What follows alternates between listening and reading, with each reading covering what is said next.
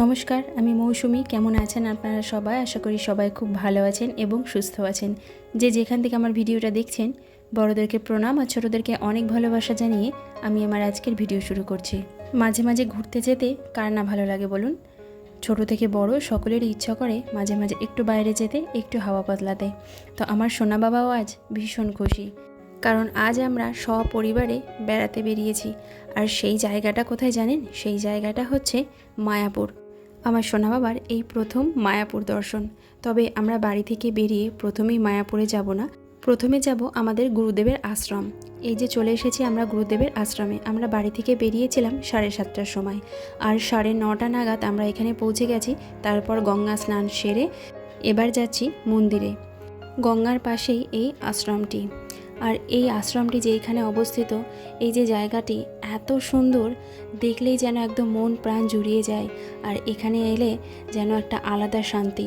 এত সুন্দর কোমল স্নিগ্ধ পরিবেশ, মন প্রাণ যেন একদম জুড়িয়ে যায়। ভিপোডাঙ্গা নামে একটি ছোট্ট গ্রামে এই আশ্রমটি অবস্থিত। আর এখানেই আমাদের গুরুদেবের মন্দির, এখানেই আমরা দীক্ষিত। আর প্রত্যেক বছর এই দিনটিতে আমরা এখানে আসি। আর এখানে এসে পুজো টুজো দেখে প্রসাদ খেয়ে তারপর যাই মায়াপুর। এখান থেকে মায়াপুর খুব কাছে। তবে আমি প্রায় 4 থেকে 5 বছর পর এই মন্দিরে আবার আসছি। মানে গত 4-5 বছর আমি এখানে আর আসিনি, মানে আসা হয়নি আর কি, বিশেষ কারণে। তো প্রত্যেক বছরই একটা না একটা কারণ ছিল, তো সেই জন্য আসা হয়নি। তবে গত 2 বছর আমার সোনা বাবার জন্য আসা হয়নি। যাই হোক, এবার আমার সোনা বাবাকে নিয়ে এসেছি আমাদের মন্দিরে। তো এটি হচ্ছে মূল মন্দির। আর এখানে ছোট ছোট ঘরে রাখা আছে ঠাকুরের মূর্তি। ইনি হচ্ছেন আমাদের গুরুদেব, মানে আমার আর আমার হাজব্যান্ডের গুরুদেব। তবে আমার শাশুড়ি মায়ের গুরুদেব আলাদা আছেন। ইনি হচ্ছেন আমার শ্বশুরমশাইয়ের গুরুদেব, আর ইনি হচ্ছেন দেবী মা, ইনি আমার শাশুড়ি মায়ের গুরুমা। আজ হচ্ছে ঠাকুরের আবির্ভাব তিথি। আর এই তিথিতেই প্রত্যেক বছর বড় করে অনুষ্ঠান পালিত হয়, আর এই দিনটিতেই আমরা আসি। তবে 12 মাসই এই আশ্রমে নানান পূজা অর্চনা হয়। তবে 12 মাস মানে প্রত্যেকবার আর আসা হয় না, এই বছরে একটা বারই আমরা সবাই আসি। তো ইনি হচ্ছেন আমাদের ঠাকুর, মানে যে ছবিটি দেখছেন ইনি হচ্ছেন আমাদের ঠাকুর। তো ইনারই আজ জন্মতিথি অনুষ্ঠান। আর এই যে পাশে বসে আছেন যিনি মহারাজ, ইনি হচ্ছেন এখনকার গুরুদেব, মানে এখন যারা দীক্ষা নেবেন এই গুরুদেবের কাছেই দীক্ষা নেবেন। এদিক ওদিক ঘোরাঘুরি করতে করতেই দেখা পেলাম এই যে পোকাটি দেখুন কত সুন্দর দেখতে। পোকাটিরও ভাগ্য বলতে হবে, এই পোকাটিও ভগবানের আশ্রমে ঠাঁই পেয়েছে। আমাদের পুজো টুজো সব কমপ্লিট হয়ে গেছে, অঞ্জলি দেওয়া হয়ে গেছে, এবার প্রসাদ দেওয়া হবে। আর প্রসাদও দেওয়া শুরু হয়ে গেছে। আর এখানে একটা খুব সুন্দর বিষয়, যেটা হচ্ছে কলার পাতায় প্রসাদ দেওয়া হয়।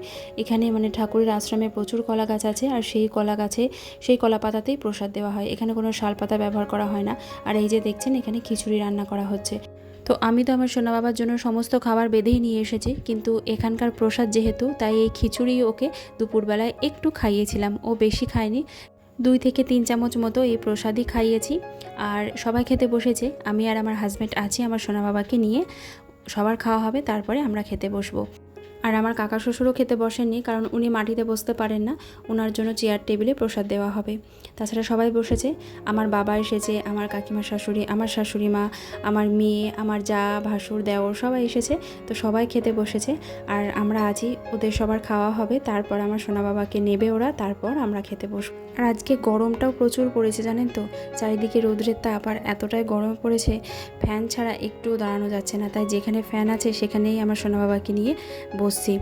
আর এদিকে আমার সোনা বাবাকে আমার হাজব্যান্ডের কোলে দিয়ে এসেছি, ও ফ্যানের হাওয়ায় নিয়ে বসে আছে, আর আমি এদিকে একটু ভিডিও বানাচ্ছিলাম। ভীষণ সুন্দর লাগে আমার এই জায়গাটা। আর দেখুন সত্যি কত সুন্দর লাগছে মন্দিরটা, আর এই যে রাস্তাটা এত সুন্দরভাবে তৈরি করেছে, ভীষণ ভালো লাগে। তাই আমি একটু এদিক ওদিক ঘুরে একটু ভিডিও করছিলাম আপনাদেরকে দেখাবো বলে। প্রত্যেক দিন তো বাড়ির ভিডিও দিই, আমার সোনা বাবাকে নিয়ে ভিডিও দিই, তো আজকে একটু অন্যরকম ভিডিও আপনাদের সঙ্গে শেয়ার করলাম। আশা করছি আপনাদের ভালো লাগবে। আর যারা এখন আমার পরিবারে এসেছেন, আমাকে দেখছেন, তাদের কাছে আমার অনুরোধ, আমার এই চ্যানেলটি যদি আপনাদের সাবস্ক্রাইব করা না থাকে, তাহলে অবশ্যই কিন্তু সাবস্ক্রাইব করে পাশে থাকা অল বেল বাটনটা প্রেস করে দেবেন। আর একটা কমেন্টের মাধ্যমে জানাবেন কিন্তু অবশ্যই যে আমার আজকের এই ভিডিওটা আপনাদের কেমন লাগলো। আর যারা ফেসবুক পেজ থেকে দেখছেন, তারা অবশ্যই আমার চ্যানেলটি ফলো করে একটা লাইক আর কমেন্ট করতে কিন্তু একদম ভুলবেন না। তাহলে চলুন সঙ্গে থাকুন এবং দেখতে থাকুন, আশা করছি আপনাদের ভালো লাগবে। পুরো ভিডিওটা দেখতে থাকুন, সঙ্গে থাকুন।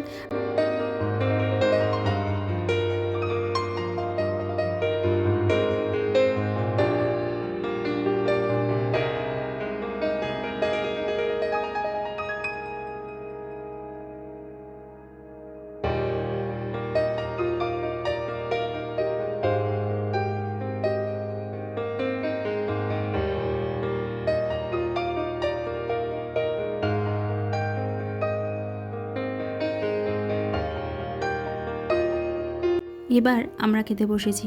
আর প্রসাদে আছে খিচুড়ি, তার সঙ্গে আছে আলু আর ছোলা দিয়ে একটা তরকারি। আর এই প্রসাদেরও একটা আলাদা স্বাদ আছে, যেটা আমরা বাড়িতে যখন রান্না করি সেই রান্নায় সেই স্বাদটা আসে না।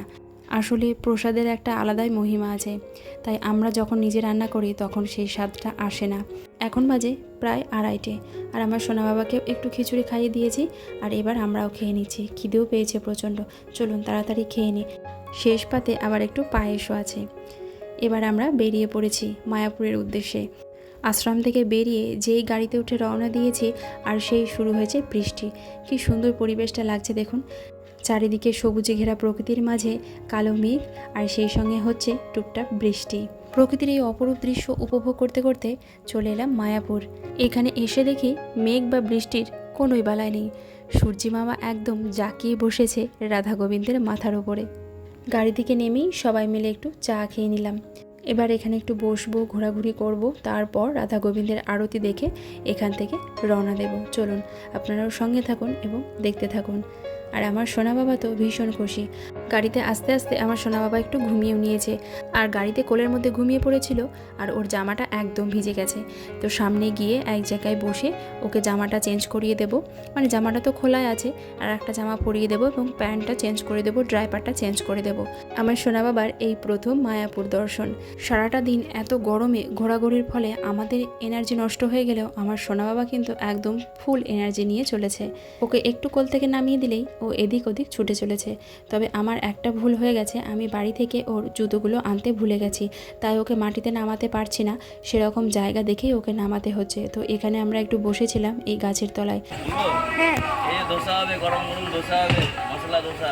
কি রকম দাম? 80 টাকা দাম। আর প্লেন নরমাল দোসা হবে 60 টাকা। ও তারপরে ভেজ রোলগুলো হবে এই যে কত? রোলগুলো। হুম তারপরে চাউমিন হবে ভেজ। কত? চাউমিন 50 টাকা, ও। 40 টাকা। ও ভালোই। আমার মেয়ে চারিদিকে ঘুরে ঘুরে দেখছিল কোথায় কী কী খাবারের দোকান আছে, আর ঠিক চলেও এসেছে দেখুন এই ধোসার দোকানের কাছে। তবে এখানে শুধু ধোসা নয়, ধোসা আছে, রোল আছে, চাউমিন আছে, সব কিছুই আছে। আমি একটা ধোসার অর্ডার দিলাম আমার মেয়ের জন্য। এখানে যে নতুন নৃসিংহদেবের মন্দিরটা হয়েছে সেই মন্দিরটায় আমরা আর যাইনি, জানেন তো, কারণ সেখানে আমার হাজব্যান্ড গিয়ে দেখে এলো মন্দিরে প্রবেশ করার জন্য নাকি প্রচুর লাইন। কম করে 500 জন দাঁড়িয়ে আছে সেই মন্দিরে প্রবেশ করার জন্য, আর মন্দিরে প্রবেশের এন্ট্রি ফি নিচ্ছে 50 টাকা। তো যাই হোক, অত ভিড় দেখে আর আমরা সেখানে গেলাম না, এদিকে আমরা ঘোরাঘুরি করছিলাম। এদিকে ধোসাটাও তৈরি হয়ে গেছে, আর ধোসার সঙ্গে দিয়েছে একটা হোয়াইট চাটনি আর সাম্বার, আর এটার দাম নিয়েছে 80 টাকা। তবে ধোসাটা কিন্তু খেতে বেশ সুন্দর ছিল।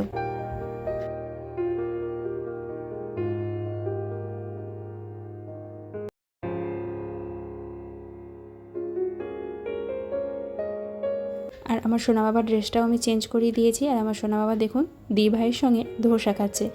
তবে ওকে এখন আর কিছু খাওয়াইনি, যেহেতু ওখানে খিচুড়ি খাইয়েছিলাম। এখন একটু জল খাইয়ে দেব। এখন বাজে 4:30 মতো। আর যখন এখান থেকে বেরোবো, মানে আরতি টারতি দেখে যখন বাড়ির দিকে রওনা দেব, তখন ওকে আর একবার খাইয়ে নেব। তাহলে আর রাস্তায় অসুবিধে হবে না, রাস্তায় ঘুমিয়ে পড়বে। আমাদের ঘোরাঘুরি মোটামুটি কমপ্লিট। তবে বেশ কিছু জিনিস কিনেছি, বাড়ি গিয়ে সেগুলো আপনাদেরকে দেখাবো কী কী কিনেছি। এবার মূল মন্দিরে যাব, আরতি দেখে রওনা দেব বাড়ির উদ্দেশ্যে। তাহলে চলুন আজকের মতো ভিডিওটা এখানেই শেষ করছি। সবাই ভালো থাকবেন, সুস্থ থাকবেন। দেখা হবে আগামীকাল আবারও একটা নতুন ব্লগে। আর এখানে এসে অনেক দিন পর একটা নতুন জিনিস দেখলাম, জানেন তো, এই যে গরুর গাড়ি।